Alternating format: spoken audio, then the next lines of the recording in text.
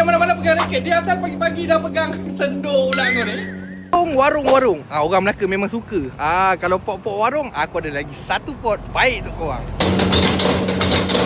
Selain pegang raket, dia pandai masak tau. Yang lagi syok kat warung ni, menu dia semua memang selera orang Melayu, orang kita. Macam lontong goreng daging, mi goreng daging, mi goreng lembap daging. Yang ni memang style Melaka. Tambah pula ada mi kari daging ataupun mi kari tetel. Orang Melaka memang suka menu-menu macam ni. Tambahkan dalam list sarapan korang, makan dengan soto nasi impit. Tak cukup dengan tu, untuk menu sarapan pagi, kau try nasi lemak berlauk. Menu macam ni biasanya dapat dekat food court sarapan pagi. Tapi kat sini semua ada. Bergedil yang ada kat soto nasi tu, tu kira asing. Dah terliur kan? Cuba kau kena pula asam pedas tetel, rendang daging, dendeng balado dengan paru belado. Makan waktu pagi. Dulu aku ada buat video kat sini. Dia punya lontong goreng daging sampai sehari 200 kilo nasi impit tak cukup. Lepas ni kau try pula dia punya mi goreng daging ke, nasi lemak tu makan dengan lauk pula ke. Aku suka style dia punya sambal paru. Air dia kat sini pun buih-buih. Yang special Thai tea ataupun green tea macam ni baru RM4.5 kalau tak silap aku lah harga dia. Dah ingat-ingat lupa pula. Kalau ikutkan harga dia ni, berbaloi sangat. Dah nama pun sarapan pagi. Sini sebenarnya ada macam-macam. Roti canai, lauk pauk. Pagi-pagi dah ada tau. Lagi best, dia ada banyak sangat asam pedas Melaka waktu pagi. Kalau kau pandai makan dengan roti canai pun jadi. Orang memang selalu ramai kat sini. Salah satu sebab dia orang dekat dengan hospital lah. Dan dia berjiran dengan Jabatan Agama Islam Melaka. Yang kat jalan belakang tu dekat dengan Masjid Al-Azim. Nampak kan? Follow Pok Makan Malaya untuk konten yang seterusnya.